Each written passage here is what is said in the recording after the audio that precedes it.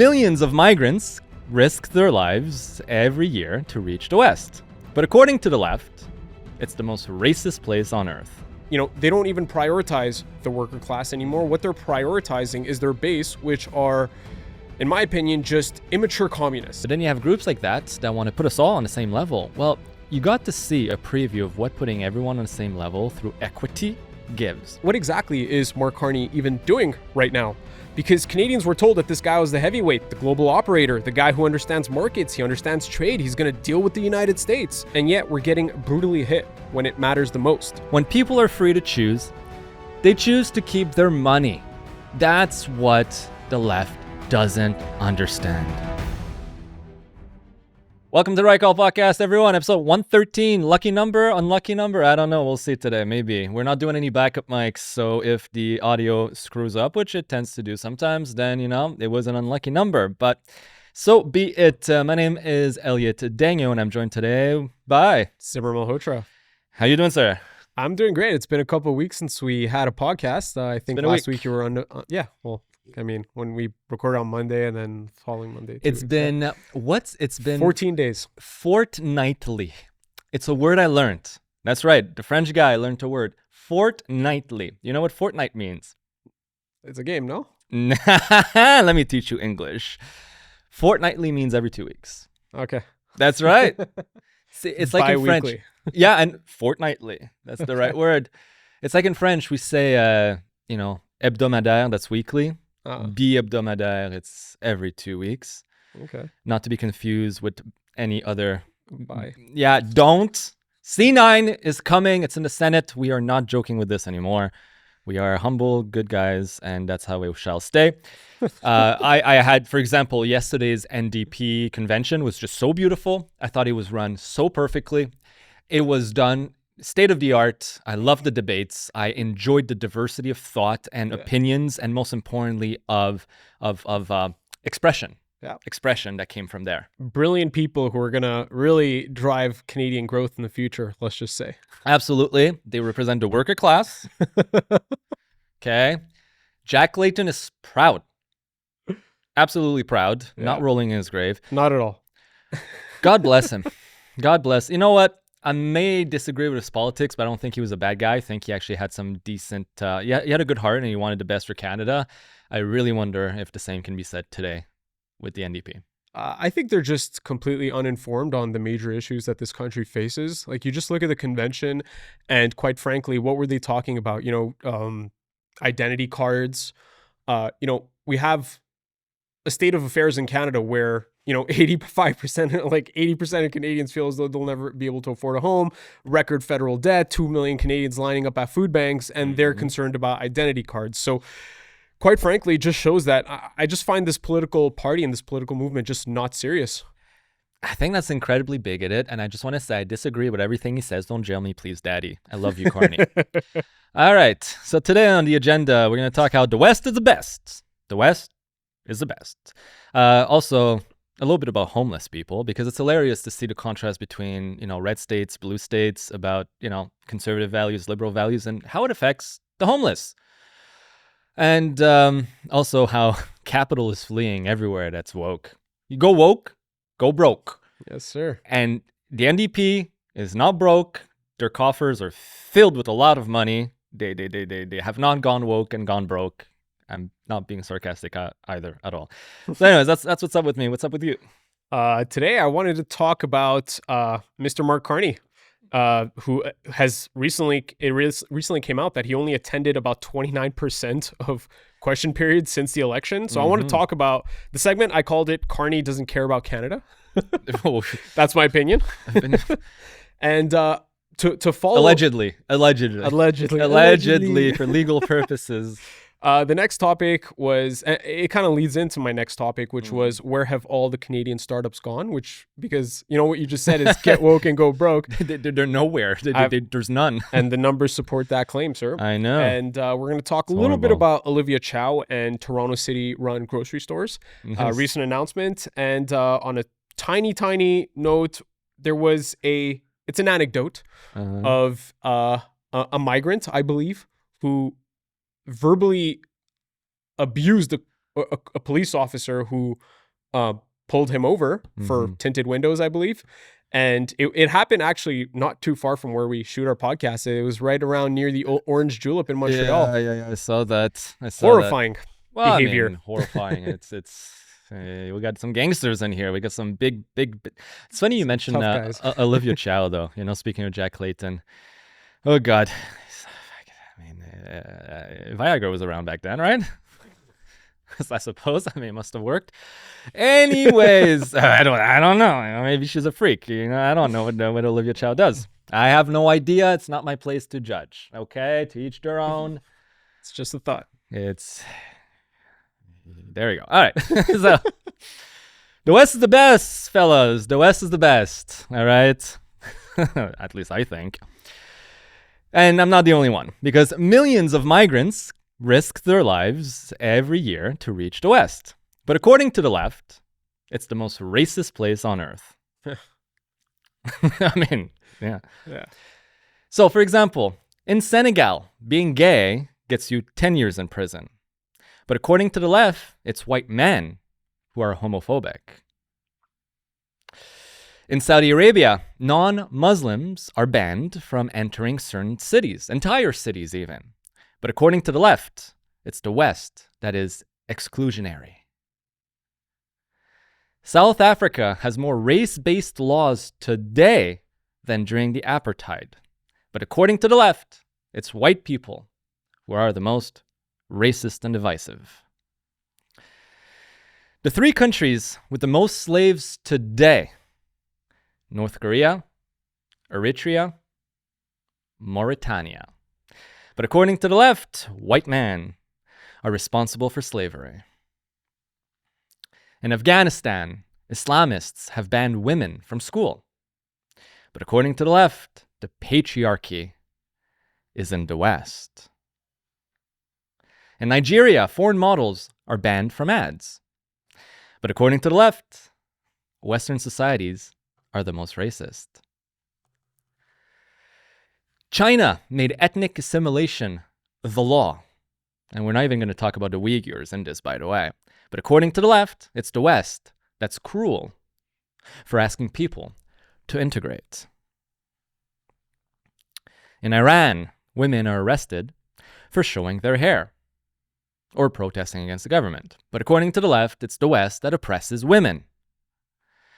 The left stopped defending progress, freedom, women, or even gays. It just sides with whoever opposes the West. And that's the state of what we saw yesterday at the NDP, for example. Yes. We saw more Palestinian flags on stage when Avi Lewis was elected than we saw Canadian flags. We saw more flags of various ideologies than we saw that of the provinces and the various ethos that Canada represents. The left doesn't care about Canada, doesn't care about the West. It cares about its downfall for some odd reason that I can't quite point out. I don't know what it is. I don't know if it's, self-loathing. I don't know if it's they feel like they failed and as such everyone else has to fail. Why hate yourself? It's so deep. Yeah. Well, what we saw in the convention is that from speaker to speaker and delegate to delegate, we saw who was playing the biggest victim card. Oh, right? No. This is I'm a bigger victim than this person, and you let this person speak in front of me before. It was honestly just absolute malarkey. Oh yeah. Right? There was no structure to their talking points, to their issues. The NDP used to represent something meaningful in this country. Once upon a time, yeah. I never really agreed with them because I'm a pure capitalist, but I at least appreciated their existence to, fight for workers' rights, fair jobs. They used to support the union workers a lot, right? They were for the worker class. That's what exactly. they were. They were for the worker class. And now we have seen a transition that, they don't even prioritize the worker class anymore. What they're prioritizing is their base, which are, in my opinion, just immature communists. That's the nicest way I could say it. Just immature, far left communists. Mm-hmm. And they don't understand the core fundamental issues that plague this country and the actual... I don't think they care. I think for them, the issue, it's just a discrepancy of views. For them, the most plaguing or most pressing issues in this country is not the economy. It's not national security. It's not immigration. It's not housing. For them, it's ensuring not even equality anymore. It's not even the word they use now. It's equity. Yeah. Which to me, equity is not the same as to you. For me, it's more in the business sense, equity, baby, or like in the house and the properties purchase. But for them, equity is I don't know. It's about elevating to the same level someone who just honestly hasn't earned it. Yeah. I'm not gonna say doesn't deserve it, because I believe anyone in this world, even you, TikTok, anyone deserves to achieve their wildest dream. Everyone's worthy of it.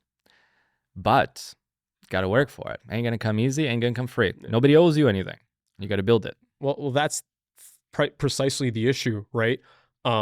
They base their entire political worldview on identity, not merit. Mm-hmm. You know, Martin Luther King, one of the great thought leaders of I thought history. You were going to say adulterer. My bad. No. I was known as a little. Well, you know what? Not the concern, right? But what he said was judge a person based on not on the color of their skin, but the content of their character. Absolutely. Right. And now it feels as though the roles have reversed to now let's judge people for the color of their skin and not the content of their character. Right. White people are the enemy. They're the oppressors. Black people are the victims, or immigrants are the victims. And I come from an immigrant background, so I know for a fact that, hey, we left our destitute country to come and have an opportunity in Canada, and we should integrate with the people of Canada and work with the people of Canada to create a better country, whereas they want to seize Canada with this radical far left communist revolution. And it's what it's kind of amounting to. You know, you talk about Olivia Chow, Toronto-run, city-run grocery stores. This is her plan to, to target the food crisis in this country. You know, Canada has the highest food inflation in the G7, and it's about double the second place. So it's very, very high. Do you know who's at the second place? Not off the top of my head, no. I might have been Japan. I'm not sure. Don't quote me. That's what I was asking. But now they're starting a pilot with about 4 stores to focus on low-income areas. You know, and that's a lot what the NDP pushes. Focus. You know, what do you call it? Institutionalized housing, social housing. Social housing. Now they're at social grocery stores. Well, on the surface, it really sounds nice. You know, we're trying to help the little guy. Doesn't it sound nice, Elliot? I mean, do you want my honest opinion or not? Because my honest opinion, it doesn't sound nice at all. No. Everything the government touches turns to shit. Absolutely. And so they're prioritizing, you know, lower food prices to help people struggling. Yeah. Obviously, no one disagrees with that goal, but you actually have to think about how it works, right? Groceries don't just become cheaper because the city owns the store. All the same costs are still there. Yeah. Rent, employees, transportation, waste. So if prices are lower, the difference has to come from somewhere. Yeah. And that place is public money. So the taxpayers, it's going to come on the taxpayers' bill. So now you've got a situation where the city is running retail operations and using taxpayer dollars to support it. Meanwhile, private grocery stores are operating on razor-thin margins already. It's something we've talked about it's something we've talked about before, rather, that grocery stores operate on very, very thin profit margins. A grocery store typically will earn in Canada and the United States anywhere between 3 to 7% net. So for every $100 that you invest, only $3 to $7 really comes to your pocket as profit. So that's a very difficult business to run. And if cities are suddenly owning these stores, they will compete with the private market and drive out the private market. And this is where it's going to get messy, right? You're not addressing affordability. You're just adding a new competitor, which is the government. And so I think this is a huge red flag, and NDP voters will typically support legislation like this. Of course they will. Right? They thrive on, actually it is an NDP mayor, right? They thrive on policy like this, but it's just extremely destructive to the economy. Yeah. Look, listen, you will own nothing and you'll be happy. Like, we're at a point right now where The NDP has openly, they were calling each other comrades yesterday or during the weekend, whatever. I mean, at this point, it's safe to say, you know, where do they really stand based on that? Look, social housing, they want unionized jobs, they want government-run grocery stores. I mean, at this point, let's be honest, they want a daddy. I think they want a daddy. I think these people did not have a daddy growing up, and they want a daddy. They want to be told what to do. For me, it is incredibly concerning. See, the beauty of our democracy, or whatever is left of it, is freedom. It's the ability to decide the path of your own life. It doesn't mean people will be equal. Some people will make the right choice. Some people will make the wrong choice. Some people will succeed. Some people will fail. Some people don't want to succeed. Some people don't want to fail. Freedom and inequality are synonymous. If you're free, the results won't be equal. It's a feature, not a bug. But then you have groups like that want to put us all on the same level. Well, you got to see a preview of what putting everyone on the same level through equity gives. It gives a convoluted kerfuffle of a convention where people could not even agree on speaking orders. These people want to form government. You want to deal with foreign leaders. You want to deal with a military, immigration, housing, healthcare, commerce, trade deals, treaties, you name it. Tax policy. Oh, God. Well, they're going to be really good with that. So ultimately, it showcases that when we try to make everyone equal, you know, it's like employees. You guys are not going to like me saying this, but I realized that giving raises to employees bought you for about 2 weeks worth of actually improvement in their work, because eventually humans, we acclimate. That is our greatest gift. We have acclimated to every weather, every environment, every challenge that this world has thrown at us. And that's why we're on top of we're apex predators. Well, that's our ability to acclimate. That also makes us very, bad at staying idle with what we have. So you give more money to an employee, he'll be happy for 2 weeks and give extra work, then he'll fall back down to baseline. Well, with these equity cards and these equality of everyone, you give it to people and eventually they'll be tired of all being equal. We're hierarchical creatures. We strive, we drive, and then people start biting off the neck of each other and it devolves again and just anarchy. It doesn't work, guys. Your thing doesn't work. And you have to also consider historical context. When every single time the government has sourced the means of production, especially in food, in socialist and communist regimes, it has led to famines. Oh, right. Always. It has led to famine in China. Always. It has led to famine For in sure. Soviet Union. And it feels as though history is repeating itself. Central planning doesn't work. Just slightly. Central planning doesn't work. Central planning always fails. It cannot react fast enough. Yeah. Actually, look, let's take this. Iran. Why is the war in Iran still happening right now? Thanks to the opposite of central planning, actually. It's due to decentralization. When the U.S. started, targeting all the higher ups and all the command and control hierarchy, if you wish, of the Iranian regime, they activated their mosaic system, which is giving full authority to local and regional commanders to make decisions without central command. Well, they're still in a fight. But now compare that to central planning, where a farmer in a faraway land, say of, the Yukon, whatever, let's say there was a farm in the Yukon, wants to change his crop from maize to wheat, well, he needs to get the approval of Ottawa. That would be central planning, basically. It's complete control all the time. It doesn't work. It cannot react fast enough, and it always fails because the reality, too, is such a large country like Canada. The reality of people in Ottawa is not the same as that of people in Nova Scotia or PEI or British Columbia or Iqaluit in Quebec. So we need decentralization, and you cannot centralize power into the hands of the few of the Politburo. It will fail. Yeah. Well, you want to talk about our favorite central planner in Ottawa? Our Prime Minister, Mark Carney. Nice. Is he in Ottawa? Is he here? These days, he's not, apparently, because he has the lowest attendance rate in the House of Commons than any of our previous prime ministers, including Justin Trudeau. Yeah. Right? He's attended roughly 29% of question period since the election. And if you compare that to Trudeau, Trudeau showed up almost twice as much at 46%. Oh my God. And Stephen Harper actually showed up at over 60% in their respective first years. Big Daddy Trudeau. I never thought I would commend you. Congratulations for working really hard. Well, hardly working, but yeah. He was there. At least he showed up. He was not absent. He gave us great memes to laugh at. Yeah, he did. On top of that, since 2025, we've had half the typical House of Commons sessions. And of the few we had, Carney only attended 29%. So in a normal full year, Parliament is expected to sit about 135 days in the year. In 2025, because of proroguing Parliament, the election, the House of Commons only sat about 73 days. Yep. Right? And Carney only showed up to 29% of those 73 days, roughly. And what exactly is Mark Carney even doing right now? Because Canadians were told that this guy was the heavyweight, the global operator, the guy who understands markets, he understands trade, he's going to deal with the United States. That was the whole pitch. And yet we're getting brutally hit when it matters the most.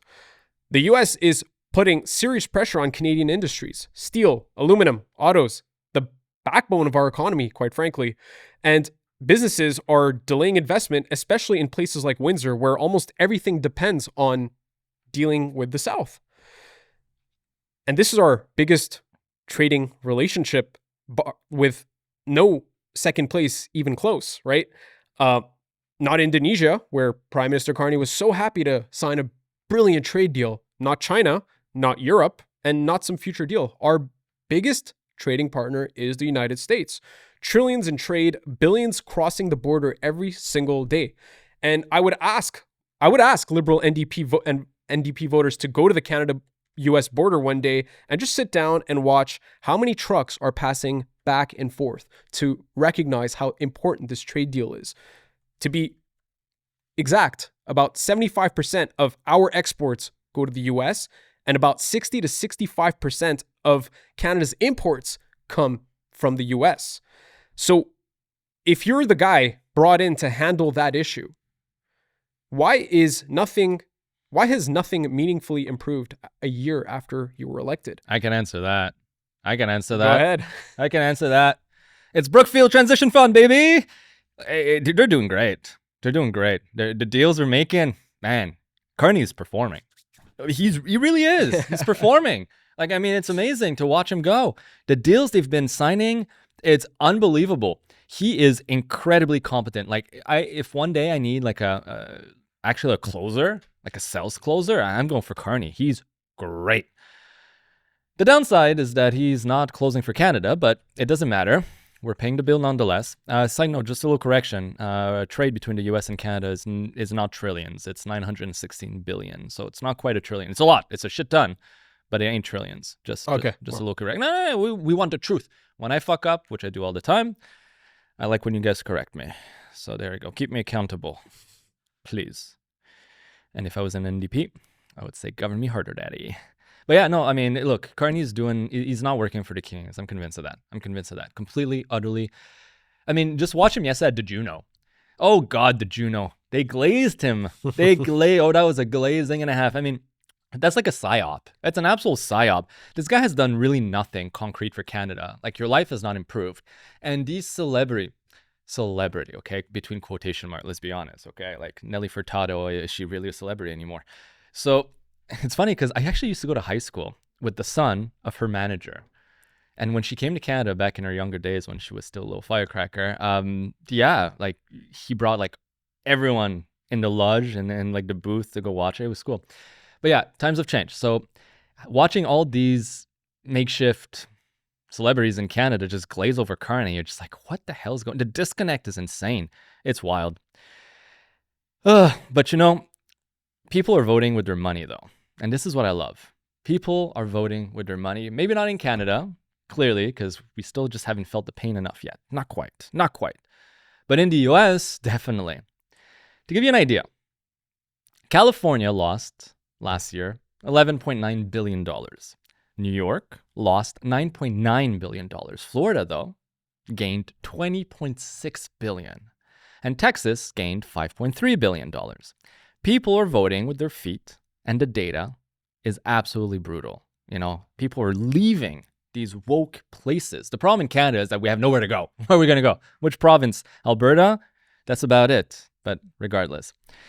So the latest IRS data just confirmed it. In 2023, high-tax states lost $40.8 billion in income and roughly 500,000 residents, 520,000 residents.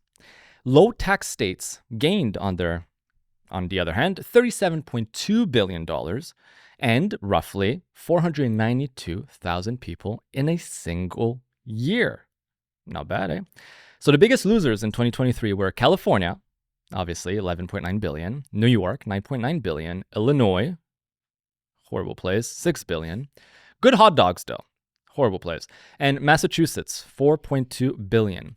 The higher the tax burden, the bigger the bleed. That's what is to be known here. Between 2020 and 2023, Texas gained 1.36 million residents. Florida gained 1.07 million. California, however, lost over 500,000, roughly 600,000. And New York lost 631,000. And that was in 2003. Now with Mamdani in place, the exodus, the great exodus, the New Yorkers are going to walk across Egypt, or I should say like middle America, like Virginia and Georgia, and end up in Florida. When people are free to choose, they choose to keep their money. That's what the left doesn't understand. And these people leaving aren't just retirees chasing sunset and sunshine. I sure do, though. They're founders, executive, investors taking their income, their capital gains, and their business alongside with them. And whoever stays gets to cover for what's left behind. You don't always need a one-way ticket to Florida to avoid high taxation. Sometimes a smarter tax strategy can work and whatnot, so get yourself a trust fund. Not a trust fund, but yeah, you could set up a trust fund. But nonetheless, there's ways to avoid taxes. But the easiest way, sometimes, pick up your bags and go. And this is a great way to go into the segment about companies leaving Canada. Yes, the segment is called Where Have All the Canadian Startups Gone? There were never any. Well, actually, I would say that no, the numbers don't support that. Let's talk about something that should concern every single Canadian, including the NDP delegates. Nice. I saw this chart from the Leaders Fund in an article called Where Have All the Canadian Startups Gone? And I want to share this chart real quick. Where have the Canadians found? I mean, they don't stay in Canada. Why would you? You'd be insane. I mean, I've done business Canada and the US. I've raised money Canada and the US, and it was 1,000,000 times harder. All right. Check out this in graph. Canada. Okay. Back in 2015, so right here, back in 2015, about 70.5% of Canadian startups started in Canada. 23.8% started in the US and about 5.7% in Europe. Okay. Fast forward to 2024. That number has shrinked to 32.4%. So only 32% of startups started by Canadian entrepreneurs are started in Canada. Yeah. 48% are started in the US, and now 20% are started in Europe. So the number for US investment from Canadian entrepreneurs has doubled in just one decade. And in Europe, it more than tripled. So that's a mass exodus of Canadian ambition and future Canadian prosperity. Now, ask yourself, Elliot, why? We already know the environment that Canadians are living in, right? Nearly half of Canadians are living paycheck to paycheck. Economic growth has been flat for a decade. Canadians earn roughly 70% of what Americans earn, and that used to be upwards of 90% for decades. We're also dealing with high food inflation, driving Canadians to food banks, high rent inflation, driving Canadians to homelessness, resulting in abject poverty for millions of Canadians. And 21.5% of the workforce works for an inefficient, bloated government that generates very little value for the people of Canada.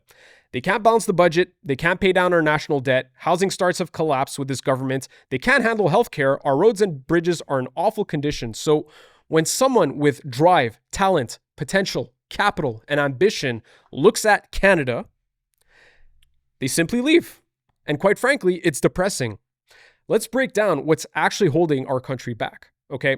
Number one, what I would say is cultural and political hostility to business, right? There's no obsession with winning economically anymore. We don't care about having a strong economy in this country anymore. We have excessive regulation, forced distribution, but no growth.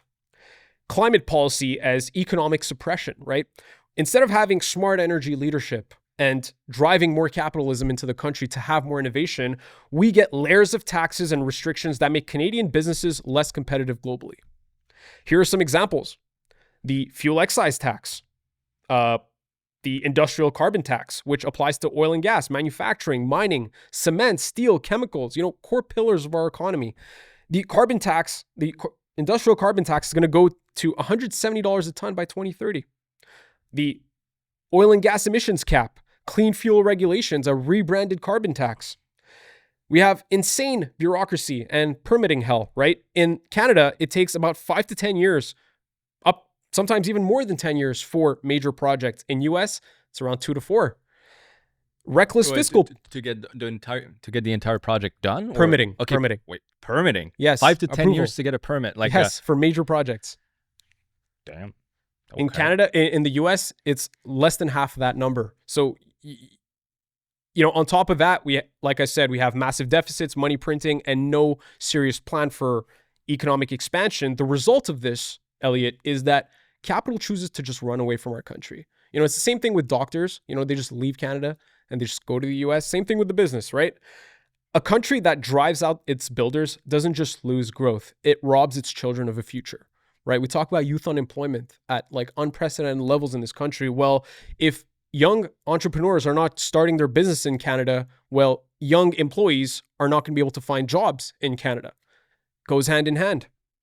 And quite frankly, I find it shameful. It's time for the people of this country to quite frankly wake up from the delusion and stop being foolish, or we will bear the consequences of our ignorance today. That's what I had to say on the matter. Yeah, for youth unemployment rate, though, I think the biggest factor is probably it's not going to be startups. It's not going to be startups, right? Because the average age of a startup founder, like a successful like VC funded, like seed round funded VC, is like 41 or 42 years old. And they don't tend to hire young people. They tend to go for like very technically skilled people. The biggest driver of like youth unemployment right now is well, one, yes, it's the fact that there's a very big lack of businesses in Canada, like point à ligne, but it's also just mass migration. The reality is that these migrants nowadays we used to go get the best. We wanted the actual doctors and engineers. We wanted cream of the crop. Now they tend to congregate in, well, except anybody.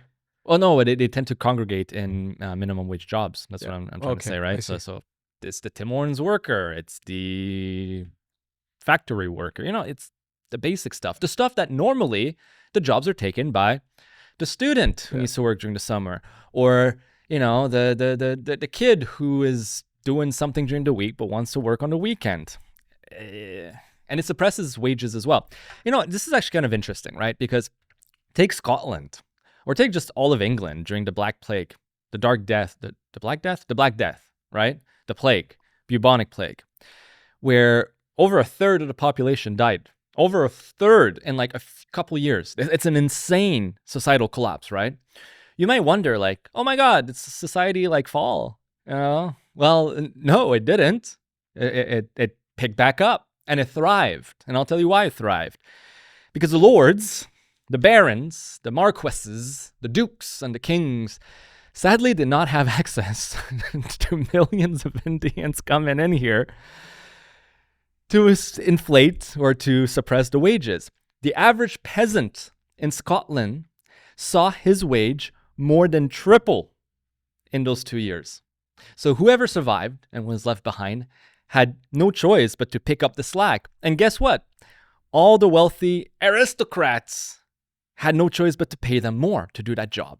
And civilization thrived and people got wealthier with it. Nowadays, however, and we do have a societal collapse in terms of population due to our low birth rate, and I used to be, I'm starting to change my tune on this. New data, new thinking, I'm starting to change my mind. I used to be like, it's an existential crisis. We need to freaking fix it. And yes, we do need to have more domestically grown babies, if I can say such a thing. But let the economy collapse. Japan is doing that. South Korea is doing that. Let it collapse. There'll be a few years, maybe a decade or two of pain, stagnation, and whatnot. A lost decade, if you wish. But then things balance out. There's an equilibrium, and we've seen it in history before. And housing will get cheaper so the young people can, or whoever's left behind, can get housing. The jobs will become plenty and considerably more paying because people now are going to have to fight for the labor of whoever's left to pick up the slack in the workforce. Society will thrive once again. It's a cycle. Expansion, contraction, expansion, contraction. And right now, Canada is doing what Canada did in the 2008 global recession or global financial crisis. Instead of letting it happen, instead of letting the pain hit us, we deal with it for a couple of years and start anew and have a boom. We artificially kept ourselves at the top of the peak and kept going. But all we're doing is pushing back the inevitable. And the pain will come, but only 20 million times harder, and we'll lose more. We're so scared of a little pain nowadays. Let the pain happen. Let the population collapse. I've completely changed my tune. J'ai changé mon fusil d'épaule, like we say in French. Immigration zero, let the population collapse. First of all, it won't collapse to zero. Okay, let the population growth collapse, you mean? Well, yeah, the population will collapse. I mean, we'll go from 42 million. We'll probably go down to, I don't know, 10, 15, maybe 20 million over the next couple generations. Okay, so what? In 1900, we were at about that level. You know, Ireland today, one of the wealthiest, actually, economies in Europe, it has the highest GDP per capita growth in all European countries and is home of all the big tech companies. Accenture, Apple, you name it, they're all there. HubSpot, they're all over there. Well, Ireland today has less people in the country than it did 100 years ago. Interesting. Yeah, because they had the plight, the potato blight, not the plight, the potato blight. Little potato thing that ate, and they only had like that single crop, and then they had a famine and they died. And the Brits at the time, which owned Ireland, did not want to send them food stock, so they let the people die. It was a massive famine, and that's why Ireland rebelled and became a republic afterwards. But yeah, there's less people today. So what? So be it. But I think our elites, our elected elites, and oftentimes, not like the business owner. We're talking like the power corp of this world, right? The démarrés of this world. And the likes, well, they want their slave labor. Yeah, slave labor. That's what they want. They want to continue to get artificially cheap, brain-dead labor. And that's why they're the biggest proponents of these policies. Their businesses tend to benefit from them. They don't want to pay more. Yeah. Why would they? I mean, human capital in most industries is the single greatest line item on your balance sheet, or on your P&L, I should say. Okay? So if you can cut human capital, by all means, they will. And people have done way worse for probably way less in business. So that's my take. What's that, beautifully broken? I would say that, it's important that to have a strong economy, it just comes down to the nation's regulations around, capital investments. Yeah. Canada has all the resources to even have a bigger population and support a great economy. And, I would argue that, with more talented individuals, you have greater scale potential. And so it would be important more to address the regulation side of our current situation. But we're 42 million already. We're 42 million. We it's the most we've ever had. I think we're too many. I think Canada doesn't have room to grow. It really doesn't. Our geography doesn't allow it. We can't go north. We can't even go a little north because of the Canadian Shield. You can't build, right? It's impossible. We have Rockies, can't build on the Rockies. We have prairies that are just flat and empty, and I mean, depressing. You won't need mate at that point. You'll willingly do it. That's another issue. Yeah, no, that's a huge issue. And you know what? It kind of ties into everything I just said. And it's a little bit more conspiratorial, and I'm not going to dive into it today. But I know, you know what? No, I think we have plenty of talent here. We have plenty of good people here. We need to remove the red tape. We need to enable private industries to rise. I mean, the best example is Elon Musk. Dude, the guy has single-handedly revolutionized space travel, battery technology, digging and boring technology, AI, robotics, and humanoids, right? Freaking neural link with computers and human brain interface. That's one man. Sure, with untold talent working for him and with him, he did not do this himself. And he'll be the first one to praise the incredible talent that he has around him. But the vision and the drive of one man has led to this. And we will probably become interplanetary thanks to him. I watched this really interesting documentary. Every one of his companies are synergetic into making sure that we have a place on Mars eventually. Everything from the Boring Company, because we need to go get water ice down for water, to the robots, because the robots and AI is going to be the first ones there to start building an environment for humans to eventually come, because we can't live there right now. SpaceX, obviously, right? Tesla, because all those new kind of like makeshift colonies are going to require storage of energy. Well, the Tesla and the Tesla pack that they're developing, that's there for that. It's wild. I'm like, oh, dude, the guy had like a plan in his head and he's been building it. And it's like insane. It just made me respect that man 20 million times more. That's an interesting, it's a very interesting business. He's an interesting freaking dude. Interesting guy. All right, we got time for, it's 45. Yeah, we have time for about one more little chit chat of something. Do we do El Salvador or do we do homeless people? We spoke a little bit about the U.S. We spoke about capital fleeing. We spoke about Canada. Let's go to El Salvador. Let's go to Bukele. That man, talking about another incredible guy. Bukele. Got to give it to him, right? Tell me about it. Well, I mean, the reason why many Western leaders hate Nayib Bukele is because he's proved that crime and societal decline are not inevitable. Like, your country can actually prosper. It can even come back from the brinks of absolute collapse. It's truly a deliberate choice that is made by weak leaders to have these kinds of societies. So Bukele is proof of the broken windows theory. If you don't fix the small things, like a broken window, disorder grows. And where disorder grows, crime follows. Very poetic, I know. So Bukele didn't just go after gangs. He sure did, but he fixed what looked broken. He made Salvadorians feel like their country was worth taking care of. He released a video this weekend, amazing. Shots taken pre and post his presidency of the same area, right? So I don't know, like an avenue with like shops, like little markets, pre and post. Things have been built, things have been cleaned, it looks nicer than the streets of Montreal. Their streets are completely clean. They weren't a few years ago. Now it looks like the most pristine, beautiful. It's like a city that was just built. It's unbelievable. This also shows how much every part of a country can improve when you jail the 1% of criminals instead of leaving them on the streets to prey after 99% of the population. Some people have called him an extremist for doing this, right? He's built these crazy max security jails and he arrested like everyone. Every Tom, Dick, and Harry who was related to crime, from the petty, drug pushers on the street to the crime bosses. Even his own governments, he investigated everyone in his cabinet. He instructed the Attorney General, and this was hilarious. He recorded this. So he was having a cabinet meeting and he had like the press there.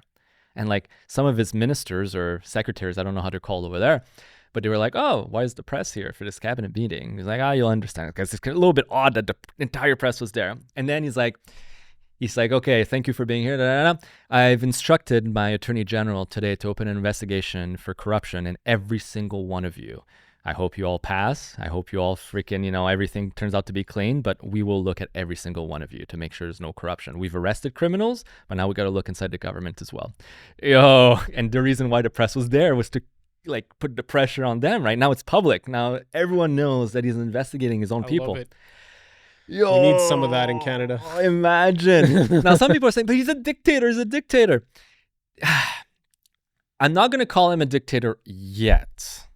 And I'll explain why. There's a little philosophy here, and I'm not going to dive too deep. But see, when George Washington became the first president of the U.S., he did such a great job that there was a popular movement to make him a king.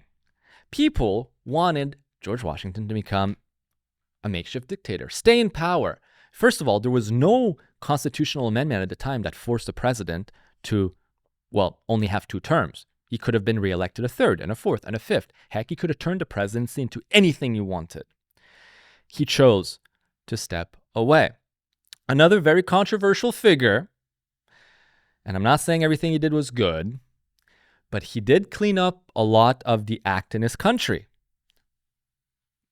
In Chile, Pinochet. He was a military general or a colonel, I don't remember exactly his position, took over the country through a coup. It became a junta, a military-run government. That's not nice for sure. He cleaned up a lot of the bad people, the bad hombre over there. And he took an economy that was completely decimated, and he created Chile, or turned Chile into the wealthiest South American country at the time. It's not anymore, but at the time it was. And then, when it was all said and done, and he said, I feel comfortable that the system now has been created to perpetuate and continue on this direction, he stepped down. He was a dictator. He stepped down. There are a few men of convictions that understand that sometimes you require bold action and seizing power to make very drastic changes, but then becomes the content of the man. Does he let power get to his ego and he holds on to it like so many men have done, gone down and failed because of that? Or does he recognize that the job has been done, or at least partially done, and step away? So that's what I'm going to say. Bukele, I'm not going to call him that yet. If he stays in power for the next decade, then I'm going to say he failed, because he should create a system that allows others to come back. But at the same time, though, he is elected and the people are overwhelmingly in support. Now, I can't quite say if it's overwhelmingly in support a la Kim Jong-un or it's overwhelmingly in support a la apparently Canada and Mark Carney right now. But nonetheless, I think he's doing a great job. Okay. And I that was need it. to read more on the subject. Yeah. Well, I encourage everyone to go read a little bit on this subject. Also, definitely everyone go watch what the NDP did yesterday. It was it's worth the lulz if you haven't. And I feel bad because it's official. Canada now is a two-party state. We're like the U.S. Yeah. Like we don't have a serious third option anymore. No. I mean, I would rather vote for Elizabeth May than I would for Avi Lewis. Who's, by the way, oh my God, I've looked in his history a little bit, like his life, his upbringing, his parents, his grandparents. Like straight communist. Eh? Yeah, he's very far left. Like he was involved. Well, not him personally, but his family was involved in communist politics. Really? Oh yeah. No surprise there. And he says that he's obviously backed away from this and never supported it. But I mean, he wouldn't be the first one to lie to get in power. I mean, he's the leader of the NDP. And the NDP base is very pro-communism. Oh, they are, yes. Like, I don't like to throw that word out just willy-nilly. Mm-hmm. But, like, the centrists, I find in the last election, the centrists, Canadian centrists, which are mostly just liberals, you know, the ones who kind of used to consider the NDP the working class, who, you know, gave the vote to the NDP to put pressure on the liberals, like that, those voters have all gone straight to the liberals. Yes. So what's left is what you saw at the convention yesterday. Oh man, what? Just rabid, like, just people who don't care about Canada just care about their identity more than actual logic. But the NDP is also completely like it's gonzo, right? They have what, 5 or 6 seats only in Parliament, right? Not much. Another thing I found hilarious: there's only one member of Parliament east of Winnipeg. Only one. It's in Montreal. Alexandre Bouleris. He's something else. He's actually the deputy leader now of the NDP. But all NDP MPs are east of Winnipeg, in the Cuckoo Lands. Yeah. I mean, mostly BC. I think mostly BC, right? You mean west of? No, east of Winnipeg, there's none. West of Winnipeg, there is.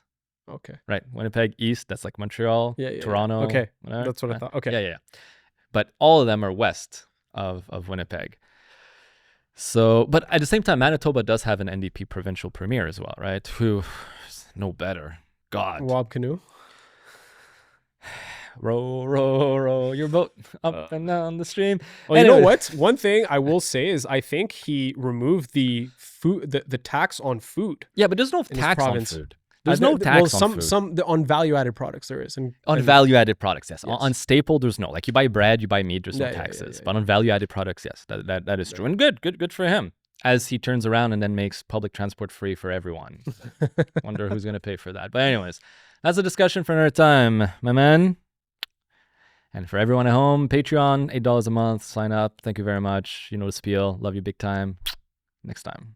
Yes, sir. That was a speedy ending.